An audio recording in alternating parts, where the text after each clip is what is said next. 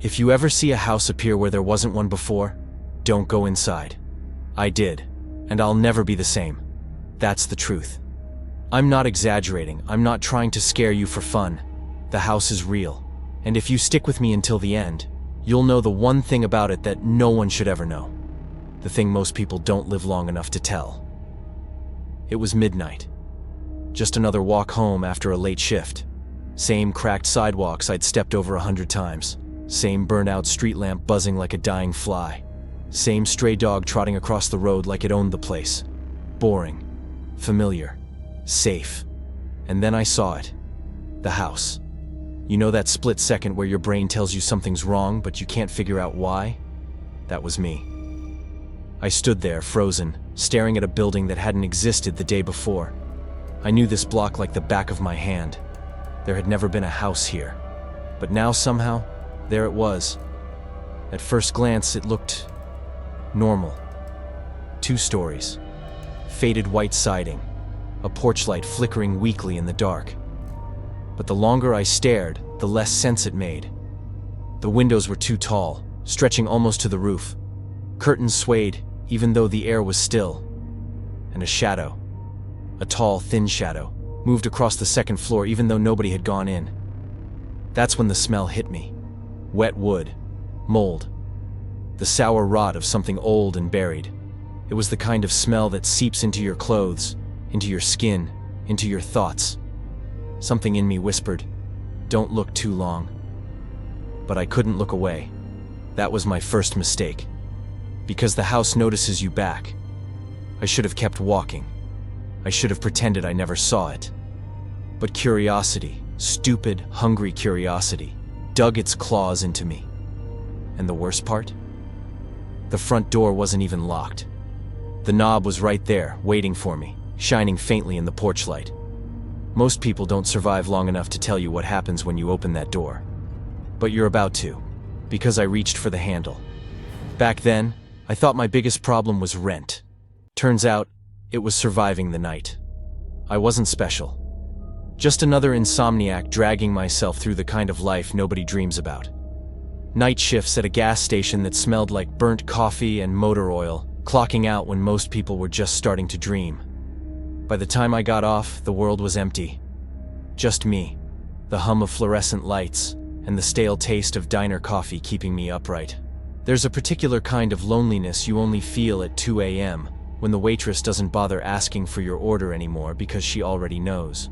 Black coffee, burnt eggs, maybe a slice of pie if my paycheck could stretch. I'd sit there in the corner booth, pretending to scroll my phone, trying not to think about how my life had become a loop. Work, coffee, home, repeat. I had one friend who usually joined me, Eli. He was one of those people who acted like nothing scared him. He'd tell me ghost stories just to laugh at how much they didn't affect him. "You're too jumpy, man," he'd say, waving off every little thing. But he was always there, sipping his milkshake like some kid who never grew up, smirking at my paranoia. We'd catch the last bus sometimes, riding in silence with the same handful of strangers who looked half dead from night shifts of their own. A nurse with permanent bags under her eyes. A guy in a delivery uniform who never talked. The bus driver who looked like he hated us all equally. Ordinary people. Ordinary nights. That's the thing. I leaned on that routine. It was safe. Boring even. A comfort in its own depressing way. Because at least boring doesn't kill you. At least boring doesn't whisper your name from the shadows of an impossible house. Looking back, I think the universe was giving me little warnings. Small glitches I ignored. A streetlight that flickered the wrong way, in a pattern too steady to be random. A bus stop bench that felt like it had shifted a few inches overnight. Eli joked that I was losing it. I joked back that maybe he was right, but deep down, something felt off. You don't notice how fragile normal is until it breaks. One minute you're arguing with a friend about who's paying for coffee, the next minute you're staring at something that rewrites everything you thought you knew about the world. I used to think survival meant scraping together rent, finding a job that didn't crush my soul, pretending not to care that my dreams were slipping further away. That was my fight. That was the monster in my life. But monsters don't always look like overdue bills or sleepless nights. Sometimes they look like a house. And the night it appeared, even the highway didn't look the same. It was just past midnight when I saw it for the first time. The street was dead quiet, the kind of silence that makes you feel like the world has already ended, and you're the last one left walking through the remains. The bus had dropped us off 2 blocks away, and Eli was still ranting about how his milkshake was all ice cream, no milk. I barely listened. My mind was locked on the glow at the end of the street. At first, I thought it was a trick of the light, a street lamp catching fog, maybe headlights reflecting off something. But no. This glow was steady, warm, almost inviting. And then I saw it. A house. Victorian style, with spires that clawed at the sky and a porch sagging under its own weight. The kind of house you'd see in an old horror movie. The kind they'd call charming in a real estate ad, if you ignored the fact that it looked like it wanted to swallow you whole. Only, here's the problem. There had never been a house there. That spot had always been an empty lot. Sometimes overgrown with weeds, sometimes covered in snow, but always empty. I knew it. Eli knew it. Anyone who lived in town knew it. And yet, right there in front of us, the impossible stood tall. Its windows glowed faintly, like candles flickering behind the glass. The front door was cracked open, just wide enough to suggest someone had gone in, or was waiting for someone to come out. No sound, no wind, no movement, except for the faint ripple of curtains shifting inside even though the air outside was still. "Tell me I'm not losing my mind," I whispered. Eli stopped mid-sentence, his milkshake complaint dying on his lips. He just stared, his face pale in the glow. "Nope," he muttered. "Nope, nope, nope. That wasn't there yesterday." My throat felt tight. It shouldn't be there now. We stood there, frozen, staring at it like idiots.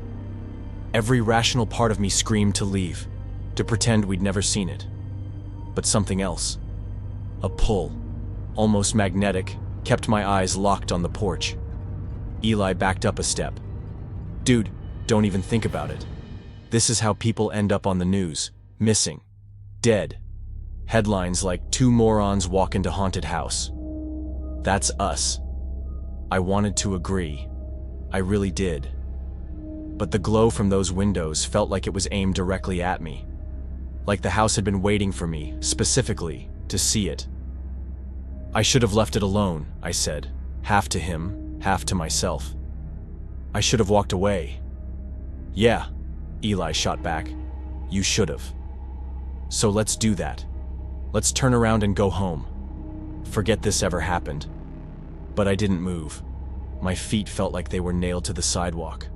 My eyes traced the details of the house, peeling paint like dead skin, porch steps warped with rot, brass doorknob shining faintly in the dark as if it had been polished that very morning.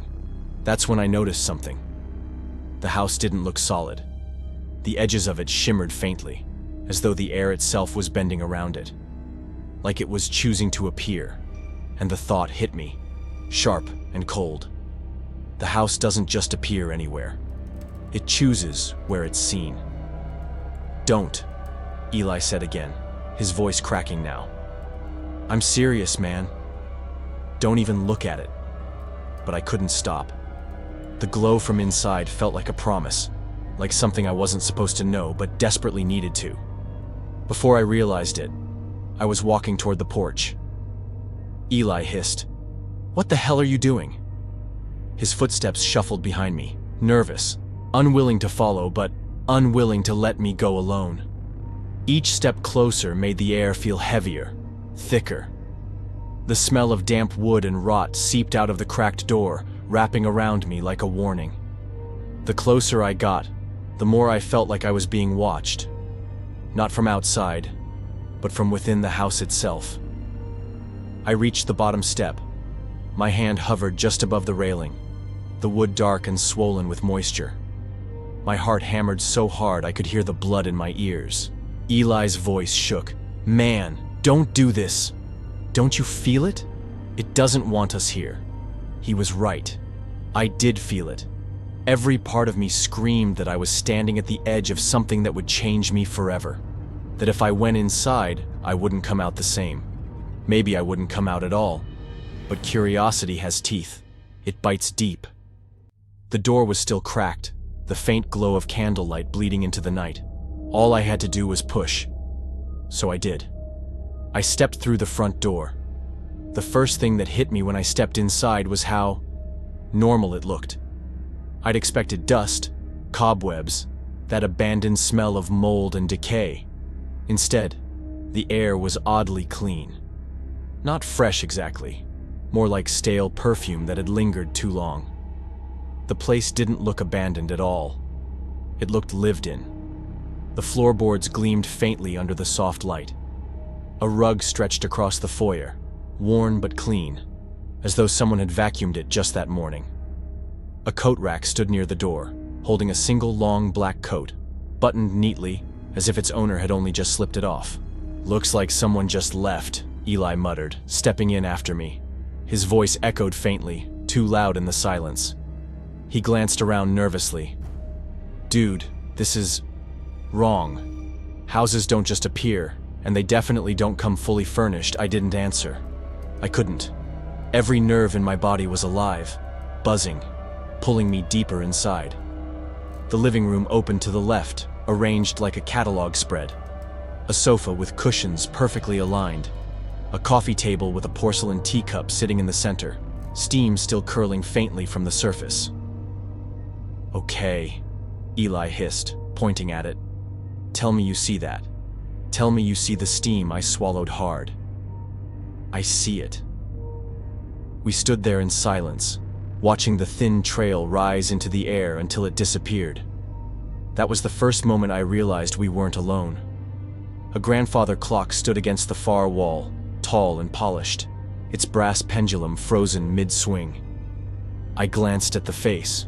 12:01. I checked again. Still 12:01.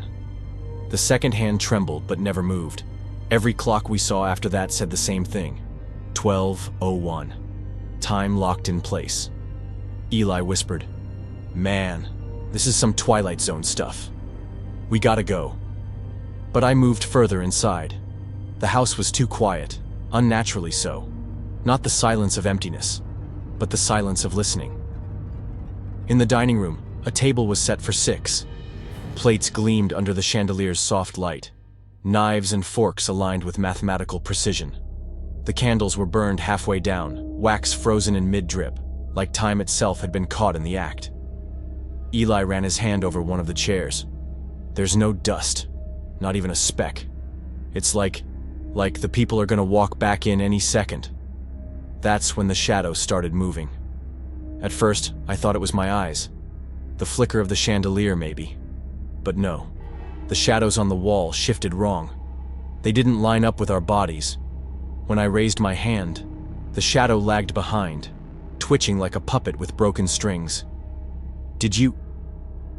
Eli froze.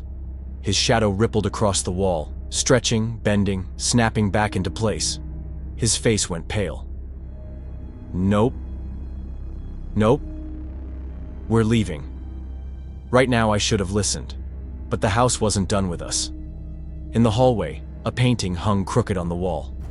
A family portrait, smiling stiffly in faded colors. A man, a woman, 2 children. Their eyes seemed just a little too sharp, too focused. I blinked, and the painting changed. The family's smiles stretched wider, skin pulling unnaturally at the corners. The children's eyes went black, endless voids that seemed to tunnel straight through the canvas. I blinked again. The painting was normal once more. Eli wouldn't even look at it. He kept muttering under his breath, "Not real, not real, not real." We pressed deeper into the house. Every step felt heavier, like the air was thickening, slowing us down. The floorboards creaked behind us when we stood still, as though invisible feet were pacing in the dark. Once I swore I heard a whisper, low, urgent, right at my ear. I spun around. Nothing. But I swear the black coat on the rack was turned slightly, like it had shifted to face me. I should have run. I should have dragged Eli out with me. But then I found the note. It was tucked under the teacup in the living room, folded neatly, waiting. My name was written on the front. My name. Hands shaking, I opened it. I won't tell you what it said. Not yet. Not here. Because I wish I'd burned it instead of reading it. But I didn't. And that was the second mistake. The note was short. Handwritten in neat, deliberate strokes. The ink so dark it looked almost wet. At first, I thought it was a joke. Eli thought so too. He actually laughed. This brittle, nervous sound that cracked halfway through. But the longer I stared at the words, the less funny it became. It wasn't just a note. It was a list. The rules of the house. Never look at the mirrors after 12:15. If you hear knocking upstairs, don't answer. Leave before 1 a.m. or stay forever. That was it. No explanation. No signature. Just those 3 sentences, waiting for me under the teacup like a warning we were never meant to see. Eli scoffed, shaking his head. What is this? Some kind of escape room gag? Somebody's screwing with us. I mean, mirrors? Knocking? Forever? Come on. But his voice wavered. He didn't believe himself. I wish I could tell you I believed him, that I laughed it off, stuffed the paper in my pocket, and walked out. But I didn't. Because as soon as I read the rules, the house seemed to change. The silence grew heavier, thicker, like the air was listening. The frozen clocks ticked once, just once, and then went still again. And then we heard it. A knock. Upstairs. 3 slow, deliberate knocks, each one rattling the ceiling above us. Eli froze, his eyes wide. Nope. Number. I'm not doing this. He pointed at the note. See that? That's strike 1. We're already breaking the rules just standing here. I swallowed hard. We're not answering. Yeah, but what if it doesn't care whether we answer or not? His voice cracked again, and for once, he didn't sound like the fearless skeptic I knew. He sounded scared. We stood there in the living room, holding our breath, waiting for the next sound. None came. Just silence, pressing down like a weight. I looked around trying to calm myself, and that's when I noticed the mirror. It hung in the hallway, a tall antique thing with a gold frame. My reflection stared back at me, pale and wide-eyed. But something was wrong. The clock on the wall behind me read 12:16. The note had said never to look after 12:15. My reflection blinked. I didn't. I staggered back, my stomach lurching, and Eli grabbed my arm. What? What is it? Don't look at the mirror, I whispered, my throat dry. Of course he did. He turned his head, caught sight of his reflection, and froze. His face drained of color. That's not, he choked. That's not me. His reflection smiled. He didn't. We tore our eyes away, both of us gasping like we'd surfaced from deep underwater. The mirror stood there, innocent, reflecting nothing unusual now. But we both knew. We'd already broken 2 rules. And the last one loomed over us like a death sentence. Leave before 1 a.m. or stay forever. The clock still read 12:01. The seconds refused to move. Time wasn't on our side anymore. It belonged to the house. We're leaving, Eli said, his voice sharp, almost commanding. He gripped my arm tighter. We're not waiting around to see what happens at 1. I wanted to believe we could just walk out, that the door would still be there, that the world outside would still exist. But deep down, I already knew it wouldn't be that easy. We hurried back toward the foyer. The teacup was gone. The note was gone. The coat on the rack was gone. The door was closed. I reached for the knob. It was ice cold, slick with moisture, as though it had been pulled from the bottom of a lake. I twisted. It didn't budge. Behind us, the floorboards creaked. Eli spun around. Who's there? His voice trembled. A shadow stretched along the hallway, too tall, too thin, moving against the direction of the light. And then, just like that, Eli was gone. One moment he was beside me, clutching my arm, breathing hard. The next, there was only empty space, as if he'd never existed at all. My knees buckled. I wanted to scream, but the sound caught in my throat. I was alone. The rules weren't suggestions, they were laws, and we'd already broken them. You think you can follow the rules? That's what we thought too. The second Eli vanished, the silence collapsed in on me like a scream I couldn't hear. The air shifted, heavier, thicker, like the house itself was breathing. My heart hammered so loud, I swore it echoed down the hallway. I staggered toward the front door again, clawing at the knob. Still locked, still wet, slick with condensation that wasn't condensation at all. It was blood warm now, pulsing faintly like a vein. I let go. My hands shook. Behind me, the hallway stretched longer than it had before. I knew it hadn't been this long. The lamp at the end flickered, and when it lit again, the hallway stretched further, impossibly far, bending into shadow. I whispered Eli's name. Nothing. I whispered again. This time, something whispered back. Not his voice. Too low. Too many mouths. I backed up, pressing my shoulder against the door, and tried to steady my breathing. That's when I noticed the clock on the wall had changed. It didn't say 12:01 anymore. It said 12:59. And then, it ticked backward. 12:58. My head spun. Time was looping, collapsing, pulling me along with it. I needed to move. Needed to find Eli. Or at least find a way out before the house decided what forever really meant. I forced myself down the hallway, my shoes echoing on the wooden floor. Each door I passed was identical. Black iron handles, frosted glass panes. I tried the first one. It opened into the same hallway I'd just left. I tried the next. Same hallway. Another. Same. Every door led back to itself. The house wasn't just shifting. It was folding in, like a snake eating its tail. The whispers returned, louder now. Not words at first, just sounds, scraping, breathing, laughter muffled behind walls, then words, clear and cold. You shouldn't be here. You broke the rules. It's hungry now. I pressed my palms over my ears, but the voices weren't in the air. They were in my head. A sudden slam echoed behind me. I turned. Eli stood there, his face pale, his eyes wide. Relief punched through me. Eli! Jesus Christ, I thought. But then he smiled, and I knew it wasn't him. His smile stretched too wide, showing too many teeth. His head tilted at an unnatural angle, like someone had forgotten how bones work. His voice came out layered, Eli's tone buried under something deeper. You should have left when I did. I stumbled back, shaking my head. You're not Eli? He finished for me. His eyes glimmered black. No, I'm better now.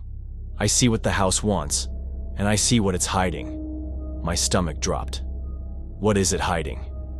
He leaned closer, his breath sharp and metallic, like rust and rot. You'll know soon. It wants you to know I bolted, shoving past him.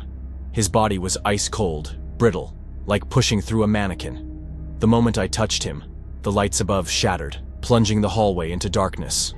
I ran blind, feet slamming against wood, hands scraping along wallpaper that pulsed under my fingers. A doorway opened ahead, glowing faintly. I didn't think, I just dove through. I landed in the kitchen, or what looked like a kitchen. The stove hissed though no burners were lit, and every cabinet door opened at once with a sharp crack. Inside each one, instead of plates or food, there were teeth. Human teeth, stacked like dishes, rattling with every breath of the house. I staggered back, gagging, and spun toward the window. Maybe I could smash it, except the window didn't show the outside. It showed another house, the same house, my house, layered infinitely in reflection, each one darker than the last, as though I was staring down a tunnel of rotten mirrors.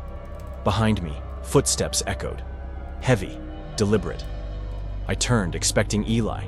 It wasn't Eli. It was taller. Its limbs stretched too long, fingers dragging across the floorboards like claws. Its head brushed the ceiling, bending at angles that made my vision blur just to follow them. And where its face should have been, there was only a door. A small wooden door with a brass handle, right in the middle of its skull. The whispers stopped. The silence screamed.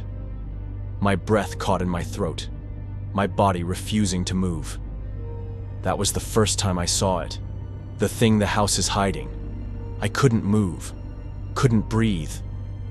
The thing with the door for a face loomed over me, its limbs bending like shadows poured into human shape. The brass handle glimmered faintly, and then, impossibly, it turned. The door in its face creaked open, not wide, just a sliver.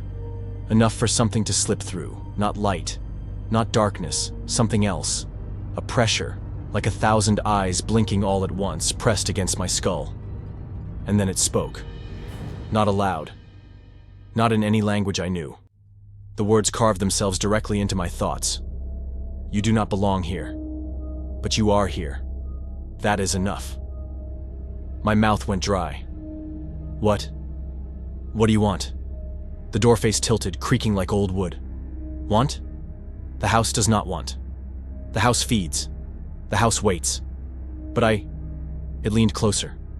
I could see shapes moving behind the tiny door. Fingers? Wings? Faces? I couldn't tell. I didn't want to know. I offer. I swallowed hard. My whole body screamed to run, but there was nowhere left to run to. Offer what? The door clicked again. The air pulsed with meaning. Stay, stay, and you will not wither. Stay, and you will not break. You will never grow old. You will never be forgotten. A shiver crawled through me. It sounded like a promise, but every syllable dripped with rot. And if I leave? I whispered. The shadows around it quivered like laughter. If you leave, you will be hunted. You will be found. There is no leaving. Not truly. The house follows. The house remembers. I shook my head, heart rattling in my chest. Why me? Why us? The entity paused. Then, not you. Many. All. The house has opened its door before. In your town, in your country, in your world, and in others. Images flashed in my mind. Streets and cities I'd never visited. Deserts, mountains, oceans. Each one the same. The house standing where it shouldn't. Waiting. It has always been here. It will always be here. I wanted to scream, to deny it, but deep down I knew it was true. The house wasn't just a building. It wasn't even a place. It was a hunger, dressed in walls and windows. My voice cracked. Then what happens to the people who go in? The entity leaned closer, the tiny door in its face opening wider. A whisper of cold air brushed my cheek. They stay, or they feed it. Some walk out, but not whole, never whole. Behind its voice, I swore I heard Eli calling my name, or something using his voice. I clenched my fists. I'm not staying. The entity stilled. Then slowly, impossibly, it began to bend backward, folding into the shadows like it was slipping into itself. Its words lingered, vibrating in my skull. You will speak. You will tell. And in telling, you will bring others. That is enough. And then it was gone. I was alone again. Or so I thought. Because when I turned, the kitchen window no longer showed the infinite houses. It showed you. Yes, you. I don't know how, but I saw my reflection looking straight into the glass, and it wasn't just me staring back. It was like a lens, a tunnel, and beyond it, the faint glow of a screen. My hands shook as I whispered, if you're watching this, it means I got out. At least for now. But if this video disappears, if the file goes black, if the upload fails, then you'll know the house found me again. I leaned closer to the window, my breath fogging the glass. My own reflection mouthed the words before I spoke them. There's something else I saw in there. Something I can't tell you. Not yet. I tore my gaze away before the glass pulled me inside. The house hadn't let me go. Not really. It never does. The next thing I remember is the door swinging open. Not the one in its face, but the real front door. The brass knob turned easily, like it had been unlocked all along. And I ran. Out into the night air, lungs burning, heart pounding. My shoes slammed against the cracked pavement of the road outside, the cool wind biting into my sweat-soaked skin. For a second, just a second, I believed I'd made it. I was outside. I was free. But freedom didn't feel the way it should. The street stretched in both directions exactly as I remembered. Lampposts humming, cracked sidewalks, empty parked cars. Yet every clock I passed, glowing from storefronts or dashboard radios, read the same frozen time, 12:01. No one was out. Not a single car, not even the distant buzz of a highway engine. The world was too quiet, like someone had pressed pause on everything but me. I kept running, past the gas station, past the diner. Every place I knew, every landmark I trusted. Still there, but wrong. Like they'd been copied from memory, rebuilt out of cardboard and shadow. I wanted to call Eli, to hear his voice, even a shaky joke. But when I pulled out my phone and scrolled through my contacts, he wasn't there. No number, no messages, no photos. Eli had never existed. I stood there in the middle of the street, my hands trembling so hard I almost dropped the phone. My throat locked up, like I'd swallowed glass. The house hadn't just taken him, it had erased him. I stumbled toward a convenience store, the kind with buzzing neon lights and two sad rows of vending machines outside. The windows glowed faintly. Normal, familiar, safe. I leaned against the glass, trying to catch my breath. The store was empty, of course. No clerk, no customers. Rows of shelves stocked with food that looked like food, but felt still. Too still. I closed my eyes, whispered to myself, "You're out. You made it. You're safe." When I opened them again, I caught movement in the corner of the window, and my stomach turned to ice, because reflected in the glass, just behind me, was the house. Tall, black windows glowing faintly, waiting. But when I spun around, the street was empty. Just lampposts, cars, and silence. No house. I turned back to the window. There it was again, clear as day. The house, standing right behind me in the reflection, its door slightly ajar, shadows spilling out like smoke. My breath fogged the glass.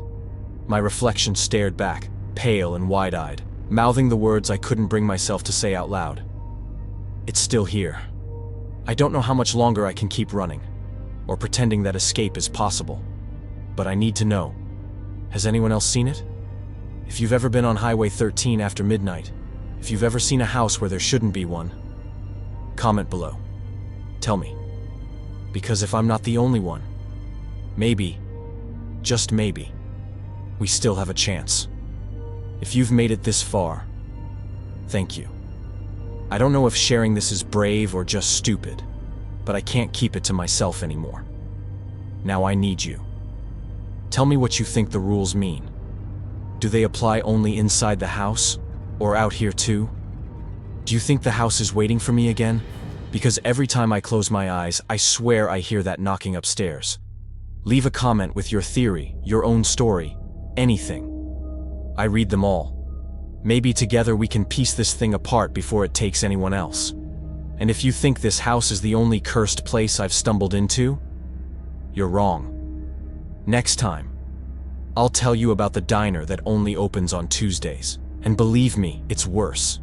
But if I don't upload again, if the channel goes dark, if I disappear from the comments, you'll know why. Because if I go missing, the house found me again.